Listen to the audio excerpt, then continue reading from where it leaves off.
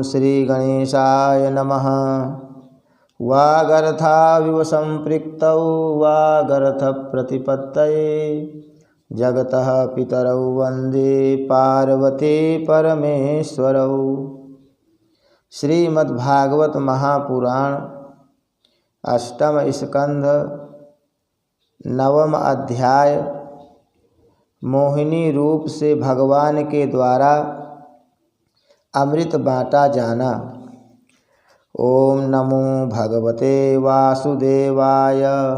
श्रीशुक उवाच तेन्योन्यतो सुराः पात्रं हरन्तस्त्यक्तसौहृदाः क्षिपन्तो दस्युधर्मान् आयान्तीं ददृशुः स्त्रियम्।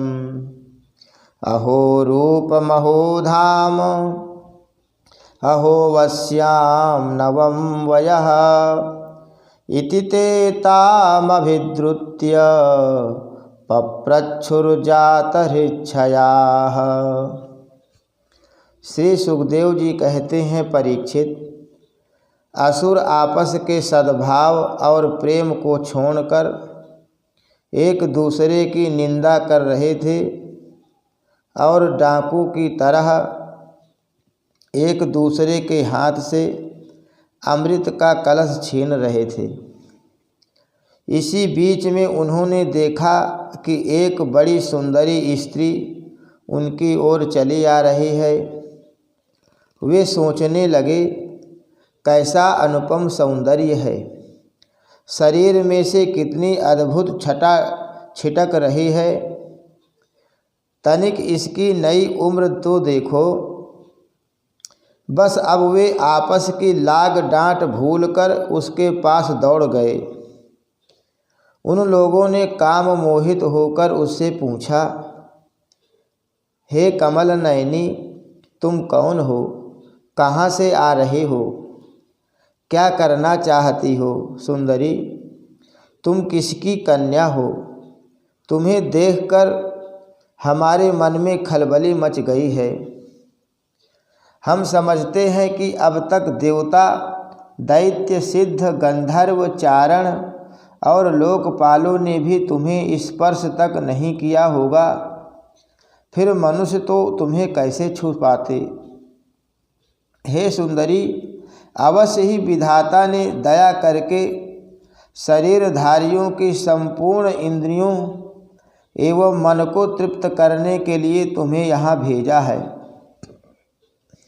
मानिनी, वैसे हम लोग एक ही जाति के हैं, फिर भी हम सब एक ही वस्तु चाह रहे हैं, इसलिए हम में डाह और बैर की गांठ पड़ गई है।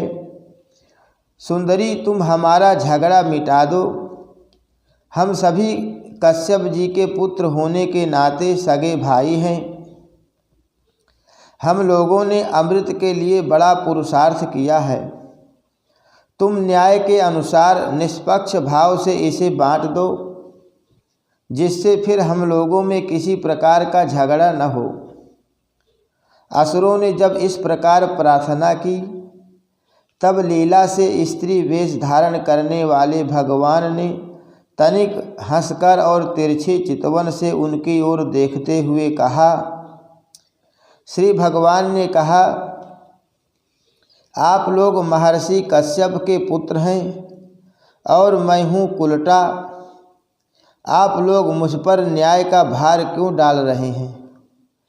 विवेकी पुरुष स्वेच्छाचारिणी स्त्रियों का कभी विश्वास नहीं करते।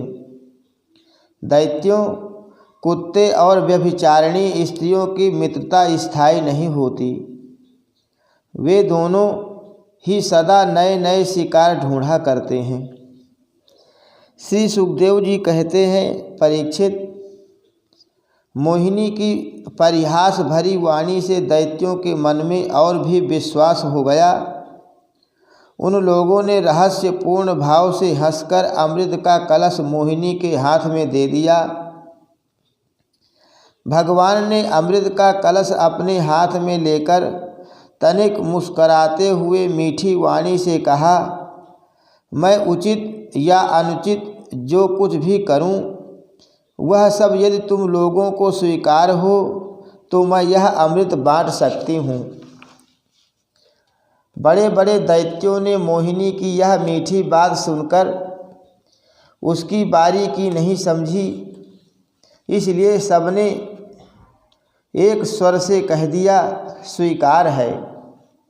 इसका कारण यह था कि उन्हें मोहिनी के वास्तविक स्वरूप का पता नहीं था। इसके बाद एक दिन का उपवास करके सबने स्नान किया, हविष्य से अग्नि में हवन किया, गौ ब्राह्मण और समस्त प्राणियों को घास चारा अन्न धनादि का यथा योग्य दान दिया तथा ब्राह्मणों से स्वास्थ्ययन कराया। अपनी अपनी रुचि के अनुसार सबने नए नए वस्त्र धारण किए और इसके बाद सुंदर सुंदर आभूषण धारण करके सब के सब उन कुशासनों पर बैठ गए जिनका अगला हिस्सा पूर्व की ओर था।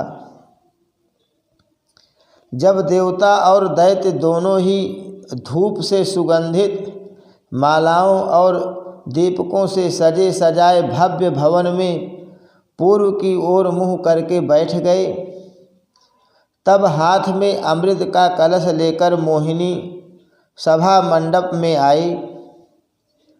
वह एक बड़ी सुंदर साड़ी पहने हुई थी। नितंबों के भार के कारण वह धीरे धीरे चल रही थी। आँखें मद से विह्वल हो रही थी। कलश के समान स्तन और गज शावक की सूंड के समान जंघाएं थी। उसके स्वर्ण नूपुर अपनी झनकार से सभा भवन को मुखरित कर रहे थे। सुंदर कानों में सोने के कुंडल थे और उसकी नासिका कपोल तथा मुख बड़े ही सुंदर थे। स्वयं पर देवता भगवान मोहिनी के रूप में ऐसे जान पड़ते थे मानो लक्ष्मी जी की कोई श्रेष्ठ सखी वहाँ आ गई हों।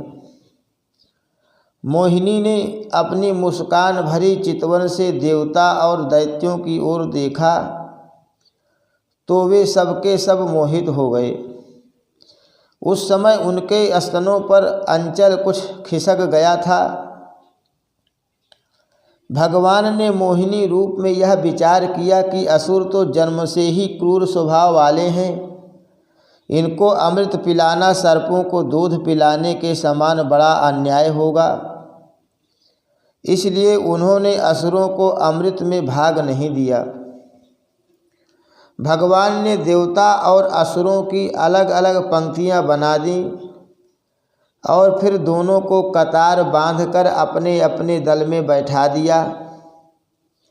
इसके बाद अमृत का कलश हाथ में लेकर भगवान दैत्यों के पास चले गए। उन्हें हाव भाव और कटाक्ष से मोहित करके दूर बैठे हुए देवताओं के पास आ गए तथा उन्हें वह अमृत पिलाने लगे जिसे पी लेने पर बुढ़ापे और मृत्यु का नाश हो जाता है।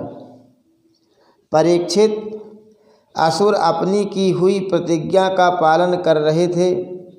उनका स्नेह भी हो गया था और वे स्त्री से झगड़ने में अपनी निंदा भी समझते थे, इसलिए वे चुपचाप बैठे रहे।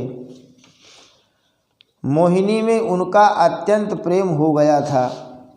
वे डर रहे थे कि उससे हमारा प्रेम संबंध टूट न जाए। मोहिनी ने भी पहले उन लोगों का बड़ा सम्मान किया था, इससे वे और भी बंध गए थे। यही कारण है कि उन्होंने मोहिनी को कोई अप्रिय बात नहीं कही।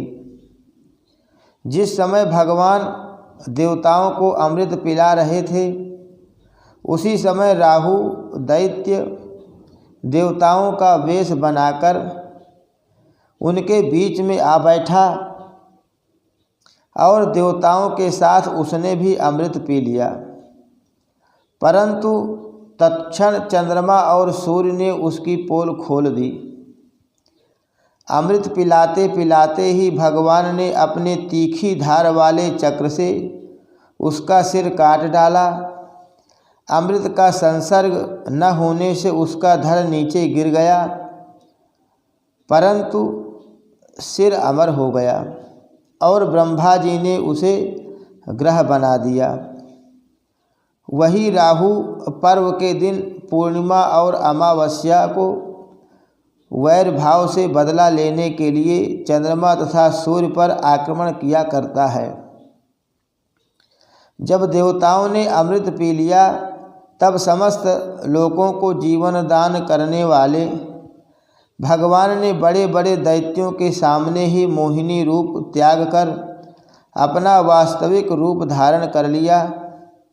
परीक्षित, देखो, देवता और दैत्य दोनों ने एक ही समय एक स्थान पर एक प्रयोजन तथा एक वस्तु के लिए एक विचार से एक ही कर्म किया था, परंतु फल में बड़ा भेद हो गया। उनमें से देवताओं ने बड़ी सुगमता से अपने परिश्रम का फल अमृत प्राप्त कर लिया, क्योंकि उन्होंने भगवान के चरण कमलों की रज का आश्रय लिया था, परंतु उससे विमुख होने के कारण परिश्रम करने पर भी असुरगण अमृत से वंचित ही रहे। मनुष्य अपने प्राण, धन, कर्म, मन और वाणी आदि से शरीर एवं पुत्र आदि के लिए जो कुछ करता है वह व्यर्थ ही होता है, क्योंकि उसके मूल में भेद बुद्धि बनी रहती है। परंतु उन्हीं प्राण आदि वस्तुओं के द्वारा भगवान के लिए जो कुछ किया जाता है वह सब भेदभाव से रहित होने के कारण अपने शरीर, पुत्र और समस्त संसार के लिए सफल हो जाता है। जैसे वृक्ष की जड़ में पानी देने से उसका तना, टहनियाँ और पत्ते सबके सब सींच जाते हैं, वैसे ही भगवान के लिए कर्म करने से वे सबके लिए हो जाते हैं। हरि शरणम। श्री कृष्णार्पणमस्तु।